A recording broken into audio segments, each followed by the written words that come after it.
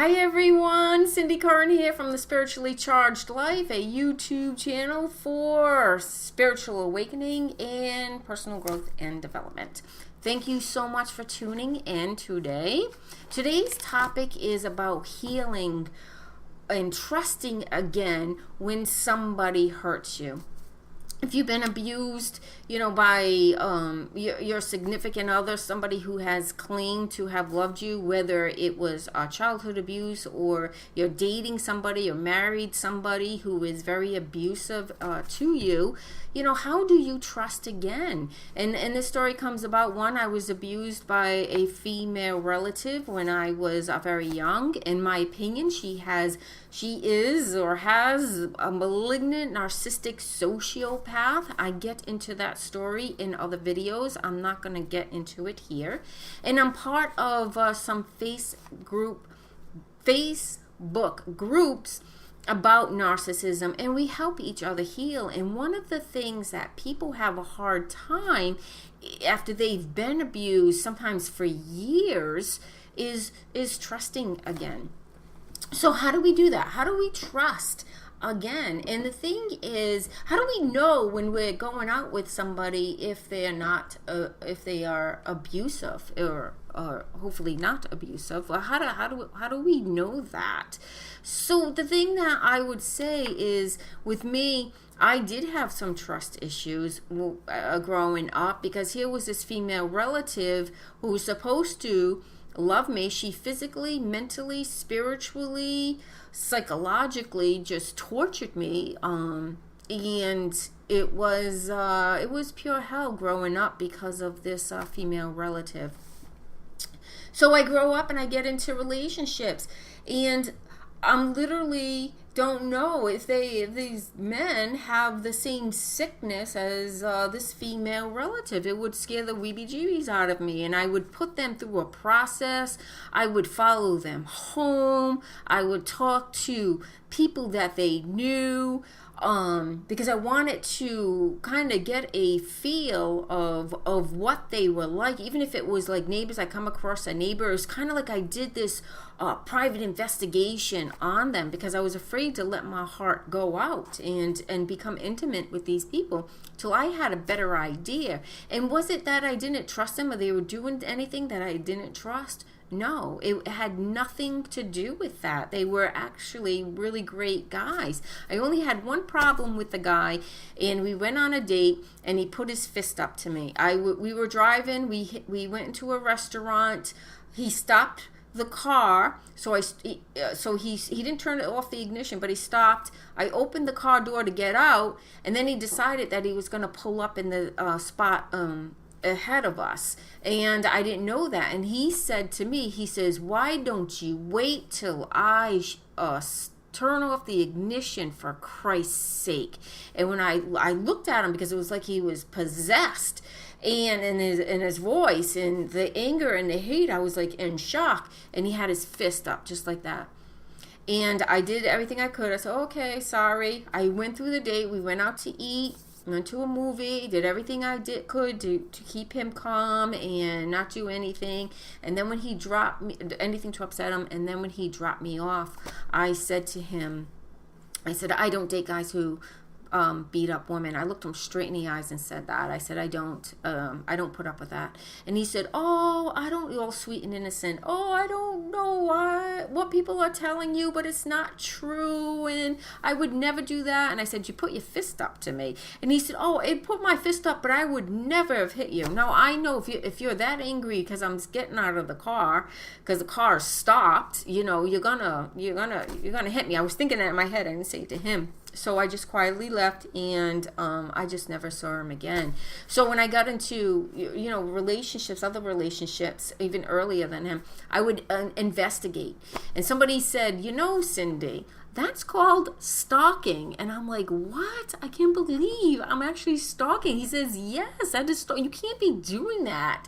The people will misinterpret, what it is." So, I had a really hard time to trust because I was so afraid of that sickness that female relative has, and because it was a blood relative, I was afraid to have children, because what if I have a child and that has a sickness? Anybody who has been a victim of narcissism, whether it's just somebody with narcissistic personality disorder or a malignant narcissistic sociopath, borderline personality, it's hell. They're pure hell to live with and be friends with. They have like two faces, Dr. Jekyll and Mr. Hyde.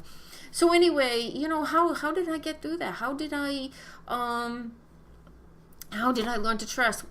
One, I had to just say, I have to trust. I have to trust myself that, okay, now I know about narcissism. Now I know about borderline personality disorders and the symptoms of it and how people give themselves away. And I'll do another video on that, but I don't want to get too far off the topic. So I had to trust myself to know the signs and symptoms of somebody who has those disorders, one or the other or both. Sometimes they have both. Sometimes you can't figure it out. But, and I had to trust that. And I had to stop stalking and investigating them and trying to get information on them. It sounds weird, and this was years ago, and I certainly am kind of embarrassed about it that I used to do it.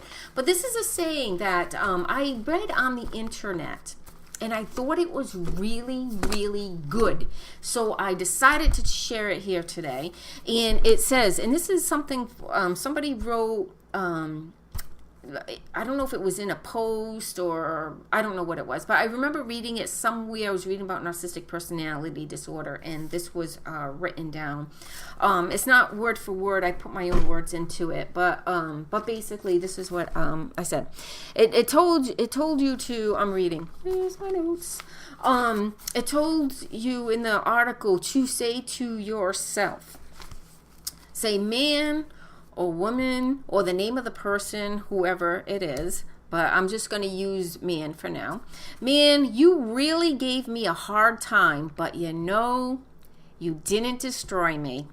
But instead, what you did, it was the best thing that ever happened to me, because you know what? You made me better. You made me smarter. You made me stronger than I ever was before. Now I recognize, also as far as being smart, now I recognize what I don't want in a partner. And I recognize someone with a personality disorder. I know to stay away from them. And then I know what to stay away from them. My life is taking on a new meaning, and this is my part. My life is taking on a new meaning. I used to hate that female relative. I would hate that I had to investigate and I didn't trust and stuff. But my life has actually taken on a new meaning. I am helping people. People have come forward and say, thank you for helping me understand this. You're putting everything in perspective for me. So I am helping. So my life has taken on a new meaning and a new purpose, and that is service to others. It's not all about narcissistic personality disorder. I've grown to be a very spiritual person, and what I have learned, I have taught other people, even in public. I've gotten up on stage and talked to over 100 people in a room, which is a large amount for me. And, I've done a lot, and I'm very proud of the person that I have grown to be. So that's what I would say to you. Trust, you know what you want in a partner. Take a piece of paper, what you hate about your spouse, what you hate about your girlfriend, boyfriend, whatever. And on the other side, you want the opposite of that, and that's the type of person that you want to be married to or have a relationship with. That's what you want to do. There's also this great, wonderful meditation, and it's called Metta meditation. It's METTA. Part of the healing process is to forgive those who have hurt you. It's tough, especially in the beginning, when you first awaken to the horrors of the relationship you're in. But that's their stuff, to say to yourself, you know what, I didn't feel this anger, hurt, pain before you came into my life. Now you came into my life, you're feeling it, and you're putting that into me. This pain and hate and anger and whatever, all this negativity isn't mine. It belongs to you. Shoot it back to them. Sit down, get quiet with yourself, calm your thoughts, learn meditation, and picture that person in front of you. Think of this. Say, thank you. You made me a better, smarter, stronger person. My life is so much better now. Now I know what I don't want in a relationship. Now I know what I do want in a relationship. I know what kind of person I want to be with in a relationship. And you gave me that favor.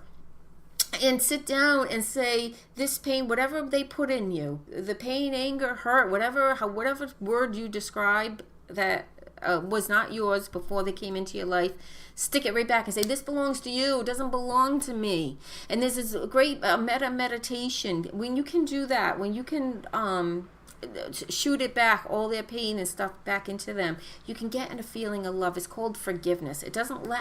Forgiveness does not let the person off the hook. It's about letting go. It's letting go of that big boulder of anger and all this negativity, and getting that boulder off your shoulders, and you feel lighter and you feel better. That's what forgiveness is for. And then in this meditation, metta meditation, I'll put a link below. It is, you start out and you get into a feeling place of love. If you can love yourself, get into that. You close your eyes just like regular meditation. You calm your thoughts. You get into this place of love. If you're not feeling love for yourself, what is it you love? Maybe it's your baby. Maybe it's an animal. Maybe it's just being in nature, something that brings love back to you. And you get into that place and you feel it as strong as you can feel it. If it's not yourself, and you have to use a placebo, something else, whether it's animals, nature, or another person, and get that, then take it where you picture that right in front of you. And then the next step would to put yourself after that and feel love for you. You're picturing it in your head right in front of you. Like, picture a chair, and you're picturing something that you love that is sitting right next to you. And then in the next segment, it would be you. Or it would be you first. I hope I'm explaining that right. So then you get into, so after that, you would, some other person, some person that you love, you admire, you respect, you picture them sitting in that chair, and you feel love, and you thank them. You thank them for all they did for you. And you keep doing that until you get to the person that you despise, that you hate, that has wronged you, and you feel love for that person. And it's really important to feel love. If you can't, then go back to the person before, or the thing before where you got love. Keep working at it. Eventually you will, but it's really important that you do this because one, like I said, you're releasing that forgiveness. But people who are wrong people, just think about it. If they had love within their heart, they would not be hurting people. Hurt people.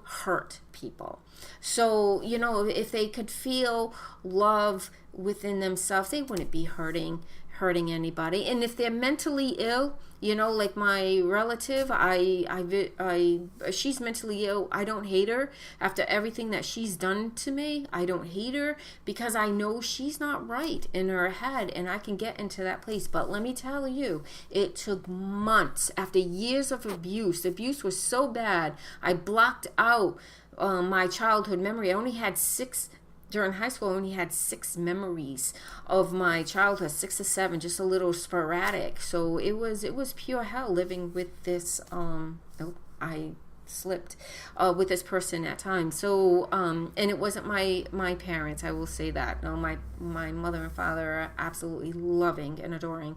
So so once you picture, you can get to that point and picture the person that you hopefully once despise, and get in that place of love and project that love onto them. And there's different versions of that meditation, and it's Metta, Metta. And there's different ways, I have my favorites, and I'll put a couple of different links down there of the different versions, but it's very powerful and it's very good. So that's it for today. You can trust again, because now you're smarter, stronger, wiser. You know what it's like. You know what you don't want in a partner. Now you know what it's like in a partner. Forgive. Let that go. It is not worth it hanging on to all that anger and hate. And it doesn't matter if they're from knock abuse or some other type of abuse, or anybody who's wronged you. Maybe it's not abuse. Maybe they're just nasty people. It works for the same concepts. Forgiveness is very important, and just love them. Doesn't mean you're letting them off the hook. Doesn't mean you trust them again. Doesn't mean you're closing your eyes to how they are. You're just releasing all that negativity from your body. Life is too short to hang on. You got enough of your own stuff. You don't need to hang on to somebody else's crap that they put into you because they're feeling it. Because after everything is said and done, how people treat you is a projection of themselves. How you treat others is a projection of you, of how you're feeling. We've all been in situations where we've been angry and somebody's come, and then you just blow up at them and you say, oh, I'm sorry, I'm having a stressful day. You projected your anger out onto somebody else. So, it works back and forth. And people who hurt others on a continual basis, whether it's mental illness, a personality disorder, or they've had a rough life. They probably had a rough life themselves, abuse of themselves, and they don't know any other way to live. So, there's so many different reasons. So don't hang on to their crap. Let it go. Let it go. It doesn't belong to you. Life is too short. Life is meant to live in joy. Life is meant to live in love. Life is meant to live in peace.